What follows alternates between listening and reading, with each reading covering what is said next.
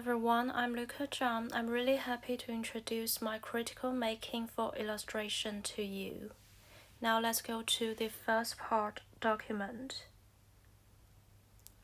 My ideas usually come when I'm watching something. I get used to make lots of notes and sketches, noting narratives, visual forms, and materials. In the document workshop, I made my first attempt to record my ideas with 3D scanner Polycam.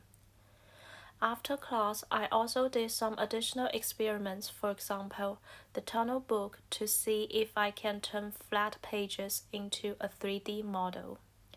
Most of them didn't work well. The same issues, like inaccuracy and distortion, happened through my practice. But when I reviewed the files, I find that documenting all my earlier stages helped me jump out of framed ideas. It provides random fragments, failed details, and full perspectives which I might forget later. I also tried other ways to document things. When the lighting direction changes, the shades piece will create different images on the ground. Documenting is a good option to record every possibilities for future development. Now come to the second part, interpret and translate. There are various ways to translate and interpret. During the workshop, I found a lot of challenges. For example, cultural gaps happened when I created the story and shared it with a short interpretation to other people. I'm more interested in translation from audio to visual and vice versa, as it can evoke my personal feelings, contributes to my own unique stories. This approach reminds me that I can try this way as inspiration when I get stuck in direct written and visual research. Whatever types I choose, it is necessary to consider how the interpretation and translation will be perceived by other people.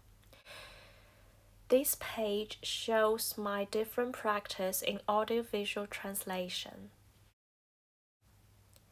The facilitate part is the co-create product. We make a quite playful puzzle which allows people to build their own water wonderland that links to their happy memories.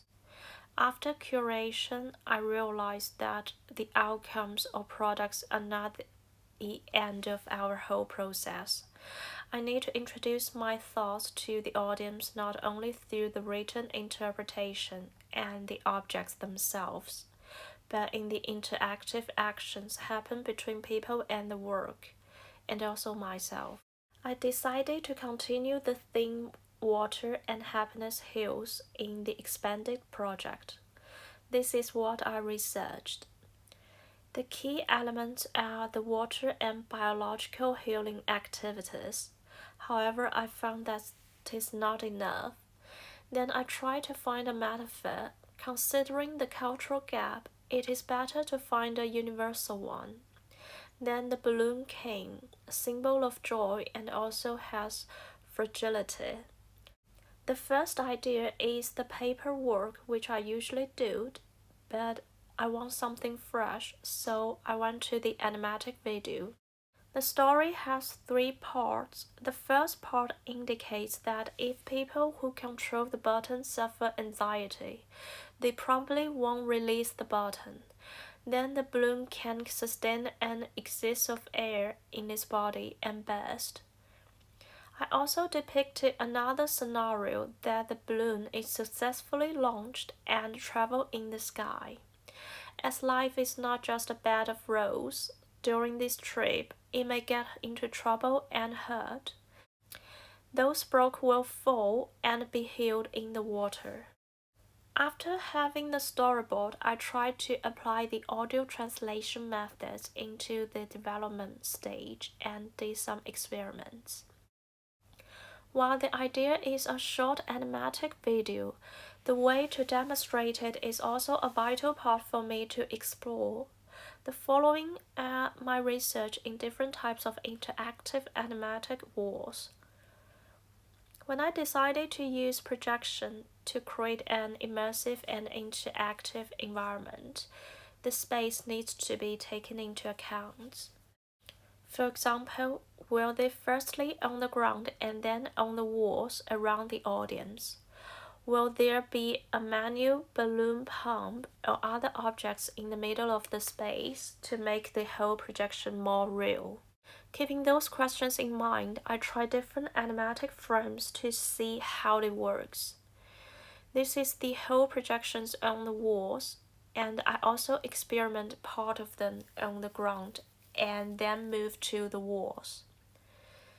As I want people to blow up their balloons, this is the technical process for the trigger button. After following the hierarchy introduced in the module, I found myself have a clearer plan in the research, design, and making process. Rather than just following my mind to do whatever I want, having the inquiry lead, for example, in the expanded project to make an immersive and interactive healing process, the 5 forms approach makes my process more controlled. Thank you.